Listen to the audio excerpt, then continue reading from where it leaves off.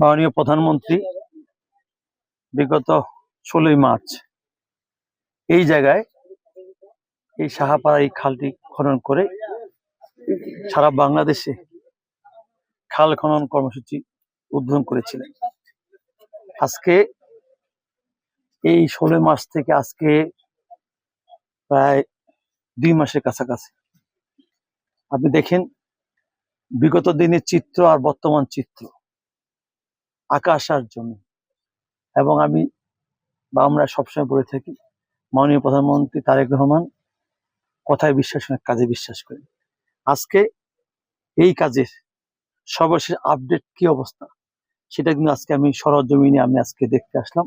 এবং মাননীয় প্রধানমন্ত্রী আমাকে নির্দেশনা দিয়েছেন যে ঈদের সময় যখন তুমি দিনাজপুর, পঞ্চগড়, ঠাকুরগাঁ যাবো, সেই সময় কিন্তু এই খালটার সর্বশেষ আপডেট জেনে আসবে। এবং আমি আগামী 1 তারিখে কিন্তু মাননীয় প্রধানমন্ত্রীর কাছে এটার বর্তমান যে সার্বিক পরিস্থিতি সেটা কিন্তু ওনাকে আমি এই খালের বিষয়ে অবহিত করব।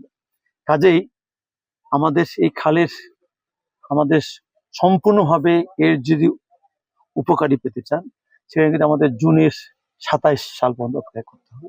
এই কাজের মেয়াদ হচ্ছে জুন 27 সাল। কাজেই সেক্ষেত্রে আমাদের এখানে যারা ইঞ্জিনিয়ার আছেন, আমাদের জেলা প্রশাসক আছেন, আমাদের এখানে স্থানীয় এমপি আছে, আমাদের সদর এমপি আছে, ইনারা কিন্তু সবাই যে যার মতো করে এখানে কিন্তু প্রতি সপ্তাহে বা 15 দিন পর পর কিন্তু এখানে এসে মনিটরিং করছেন এবং দেখভাল করছেন। এবং এই যে দেখলেন ইতিমধ্যে প্রায় 4 কিলোমিটার মতো নদী এই খালটা খনন হয়ে গেছে। এবং এই যে শাখা যেটা আছে সেখানে প্রায় 1.5 কিলোমিটার খনন হয়ে গেছে। এবং ইতিমধ্যে দেখেন সেই খালে কিচ্ছু ছিল না, সেই খালে একটু রাস্তায় কিন্তু এখন কিন্তু পানি কিন্তু প্রবাহমান শুরু হয়েছে। কাজেই আমার বিশ্বাস এবং আমাদের মাননীয় প্রধানমন্ত্রী বলছেন এই খালের পাশে একটি ওয়াকওয়ে তৈরি হবে, এখানে আমাদের বৃক্ষরোপণ হবে, ফলস বৃক্ষরোপণ, এখানে মাছ চাষ হবে, হাঁস আবাদ করতে পারবে।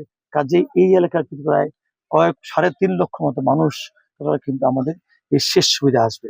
কাজেই যেহেতু আমরা এই 2 মাসের ভিতরে যে দৃশ্যমান আপনারা দেখতে পাচ্ছেন, আমি আশা করব যে ইনশাল্লাহ আগামী জুন 27-এর মধ্যে আমরা সম্পূর্ণভাবে এই যে আমাদের খাল কাটার এই যে যেটা মাননীয় প্রধানমন্ত্রী উদ্যোগ করেছেন সেটা সম্পূর্ণভাবে এই অত্র এলাকার জনগণের কাছে আমরা এর বাস্তব চিত্র তুলে ধরতে পারবো।